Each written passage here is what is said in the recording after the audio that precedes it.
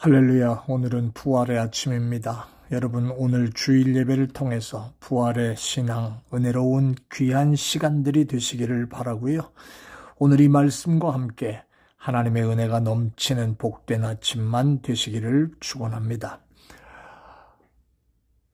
오늘 본문의 말씀은 엠마오에 향하여 내려가는 두 제자의 이야기가 나오고 있습니다. 때로는 이 두 제자들의 모습이 이제는 주님과 함께 따르던 모든 길을 포기하고 낙심하고 실망하고 또 그만큼 아픔이 있었기에 다시 세상 속으로 절망 속으로 돌아가는 모습이지만, 오늘 이 본문의 말씀을 또 역으로 생각해 보면 때로는 우리가 당하는 어려움이 우리의 삶과 신앙을 더욱 값지게 만들 수 있다는 진리를 배울 수가 있지요. 부활하신 주님께서 찾아오셔서 그들에게 말씀을 들려주시면서 또 축복하실 때에 저들의 눈이 띄어지고 다시 한번 새로운 각오를 가지고 돌아가는 모습이 있어진 모습입니다. 여러분, 오늘 부활절 아침에 주님께서 진정으로 바라시는 부활의 신앙의 모습이 오늘 이 제자들에게 보여있기 까닭에 저는 오늘 이 말씀을 여러분들에게 선포하려고 합니다. 자, 부활신앙 참모습이 무슨 신앙입니까? 그건 바로 절망 속에서도 낙심하지 아니하고 희망을 가지는 신앙이 부활신앙입니다. 누가복음 24장 오늘 본문 17절에 보니까 본문은 이렇게 기록했습니다. 예수께서 이르시되 너희가 길 가면서 서로 주고받는 이야기가 무엇냐? 그럴 때 두 사람이 슬픈 빛을 띠고 머물러 섰다고 했습니다. 예수님이 죽으셨다는 사실로 인하여 낙심하고 아이 제자고 뭐고 이제 다 필요 없어, 다 끝났어, 포기하고 고향으로 지금 내려가고 있는 거예요. 주님을 따르기로 하다가 실망하여 고향으로 내려가는 그 모습이지요. 고향 엠마오로 가다가 부활의 주님을 만났습니다. 주님을 만남으로 그들에게 변화가 일어났지요. 오늘 이 본문의 말씀 보면 두 사람이 슬픈 빛을 띠고 머물러 섰다라고 하는 이 내용 속에서 지금 이 사람들이 어떤 생각을 하고 어떤 모습이고 어떤 마음인지를 보여주는 내용이지요. 그런데 후반에 가면 이들의 고백이 달라집니다. 부활의 주님을 만났더니 슬퍼하던 마음이 희망으로 변화되고, 사랑하는 여러분, 이 어렵고 힘든 세상 속에서 부활의 주님과 동행함으로 복된 신앙 되시기를 축원합니다. 두 번째는요, 부활 신앙의 참 모습은 바로 하나님의 말씀으로 내 영혼이 뜨거워지는 신앙입니다. 누가복음 24장 오늘 본문 32절의 말씀 보니까 그들은 이렇게 고백합니다. 자, 이제 후반에 이들의 모습이 바뀝니다. 그들이 서로 말하되 길에서 우리에게 말씀하시고 우리에게 성경을 풀어주실 때에 우리 속에서 마음이 뜨겁지 아니하더냐 하고. 여러분, 남극의 펭귄들이 짝짓기를 해서 새끼를 납니다. 이제 알을 낳습니다. 평균 1년에 한 개의 알을 낳는다고 해요. 근데 이제 알을 낳은 암컷은 수컷에게 알을 넘기고 먹이를 구하러 바다로 간답니다. 영하 60도의 혹한에서 제가 언제 동물의 왕국이라는 TV 프로그램을 보니까 수컷은 알을 자신의 발 위에다 올려놓고 자기 아래에 있는 깃털로 덮어서 그 알을 부화시킵니다. 꼼짝없이 자리에 서가지고 그 알을 키운다는 거죠. 새끼가 알에서 깬 후에 잠시도 얼음 위에 내려놓지 않고 품어서 키웁니다. 새끼는 아빠 펭귄이 토해주는 먹이를 먹는 모습을 보았습니다. 그러는 동안에 아빠 펭귄의 몸무게가 절반 정도로 준답니다. 한편 먹이를 구하러 바닷가에 간 암컷들은 쉽게 바다에 떨어들지 못한답니다. 왜냐하면 천적인 바다사자가 펭귄을 잡아먹으려고 기다리고 있기 때문이죠. 길게 늘어선 펭귄 중에 한 마리가 자식을 키워야 된다는 마음, 그 다음에 배고픔을 참지 못해 한 마리가 뛰어들면 그 한 마리는 바다사자의 먹이가 되고요. 나머지 펭귄들은 이때를 틈타서 바다로 뛰어들어가서 먹이를 구한다는 거예요.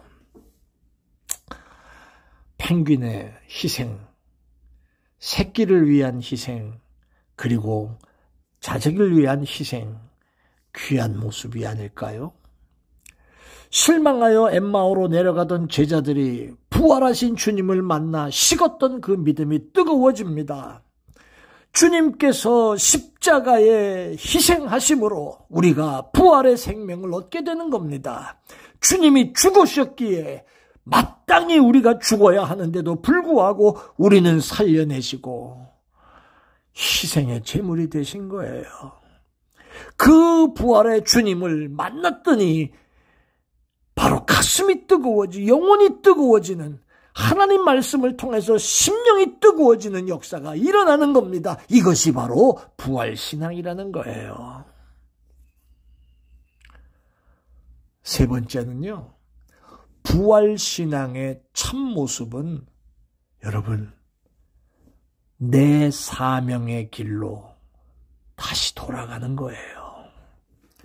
누가복음 오늘 본문 33절로부터 34절 말씀 보니까 이렇게 썼습니다. 곧 그때로 일어나 예루살렘에 돌아가 보니.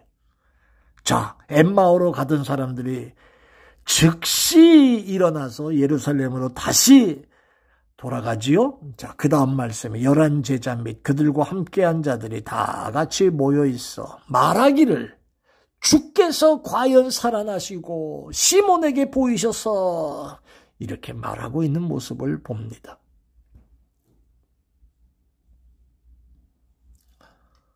사랑하는 여러분, 미켈란젤로가 다윗의 조각상을 만들어낸 사람입니다. 사람들이 미켈란젤로에게 그 훌륭한 조각상을 어떻게 만들었습니까? 그랬더니 다윗은 이런 말을 합니다. 사람들은 그냥 돌덩이로 봤지만 나는 이 대리석 덩어리 안에 다윗의 형상을 보았습니다. 그리고 그 다윗의 형상을 만들어내기 위해 다윗의 몸에 붙어있지 않을 것 같은 부분들을 돌로 다 쪼아냈지요. 붙어있지 않을 것 같은 돌들을 다 정으로 쪼아냈지요. 마침내 그는 대리석 중에 다윗의 형상이 아닌 부분들을 다 쪼아내서 대리석 안에 있던 다윗을 꺼냈다는 거예요. 사랑하는 여러분, 부활의 신앙과 감격, 그리고 사명의 회복, 이런 것들은 하나님이 내게 원래 주신 것이 아닌, 하나님이 나를 만들어내신 그런 일들이 아닌 다른 것들을 다 쪼아내고 떼어낼 때 아름답게 나타납니다. 엠마오의 제자들이 예루살렘으로 발걸음을 돌렸습니다. 가던 길, 그리고 절망하던 마음, 실망의 모습, 그리고 처진 생각, 세상적인 모습들 다 뜯어내고 쪼아내고 다 바꿔냅니다. 부활의 예수님 만난 이후에 이런 역사가 일어납니다. 이게 신앙의 결단이었습니다. 무덤을 깨뜨리고 살아나신 주님은 부활하셨습니다.